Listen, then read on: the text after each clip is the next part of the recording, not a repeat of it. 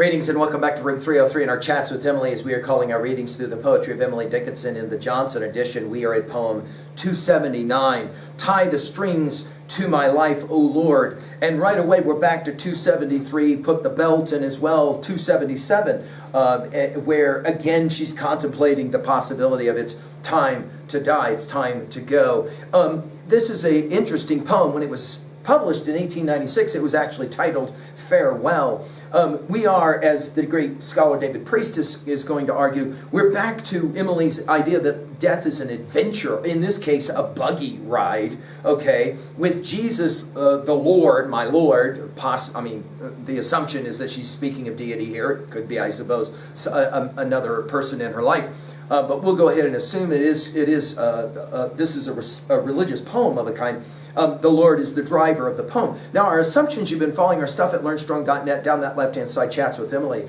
Our hope is that you've already worked through our set of introductory comments and all the preceding 278 poems. We just finished with 278, A Shady Friend. If you have, then you know she's played this game already. This idea that one must deal with the fact that we only get to swing at the park for a short period of time, as we've said many times in 303. You've never met a 200-year-old person, which means what? Well, you only get to swing at the park for a little time, as they taught you as a child. It's time to go to the van. I don't want to go to the van. I want to keep swinging at the park. No, honey, you can't swing at the park forever. You only get to swing at the park for a short period of time, then you got to go to the van. Everybody knows that, and this is the famous Going to the Van poem of Emily's collection, and in that regards, this is one of the sacred poems of 303 as well. The willingness to be ready, and she'll say it twice in this poem.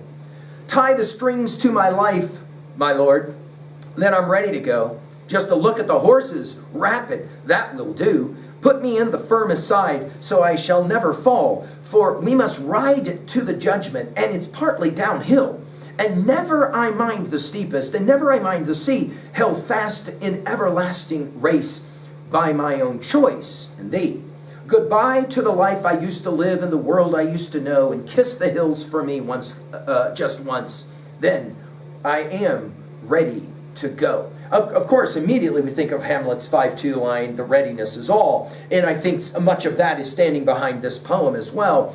The tie the strings to my life is fascinating. Go to poem 410 for her use of the word strings there. And then this, my Lord, we're going to assume this is some referencing to deity. Then she says it, I'm ready to go, and ready to go only gets used in this poem the 2 times.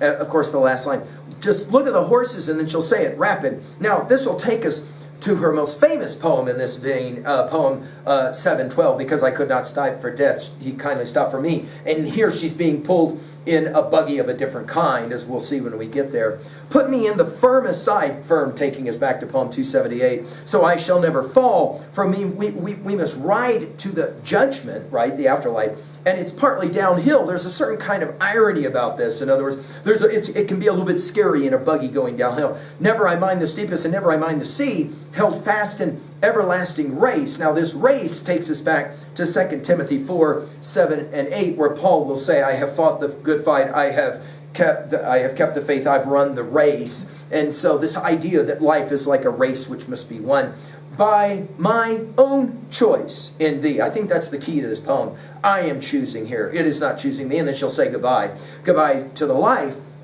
I used to live, in the world I used to know. Now, some have read this not as death. Some have read this as a conviction that it's time for her to take her poetic enterprise to the next phase. And in that regards, goodbye to the life I used to know is, in fact, the moment that she begins to think, I am going to withdraw entirely from society, and I'm going to completely focus on my craft, my art. Some have seen it this way. Kiss the hills for me just once. And then she says it, I am ready to go. And this ready to go will take us, of course, back to poem 277, as we said a few moments ago. It's a simple poem. It's a fairly accessible poem. But I think it's a profound poem, right? That is to say, at 2a, we got to be ready to go. Wherever it is that we're going, we must be ready to do it. At 2b, the tone of voice here is, I think, whimsical, is the language of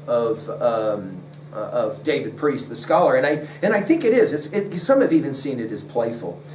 At 3a, do you remember when we did Talks with Walden, all of the readings of all of the poems of Leaves of Grass, Whitman's Leaves of Grass? You remember Song of Myself 48? Remember what he says, no array of terms can say how much I am at peace and about God.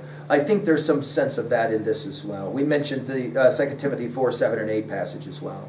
You can think about Plato's Phaedo, comes to mind here. Socrates giddy about the fact he's about to drink his hemlock shake and take his next odyssey, his next journey.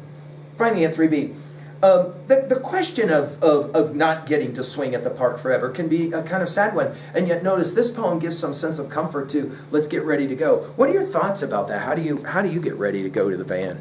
Thank you.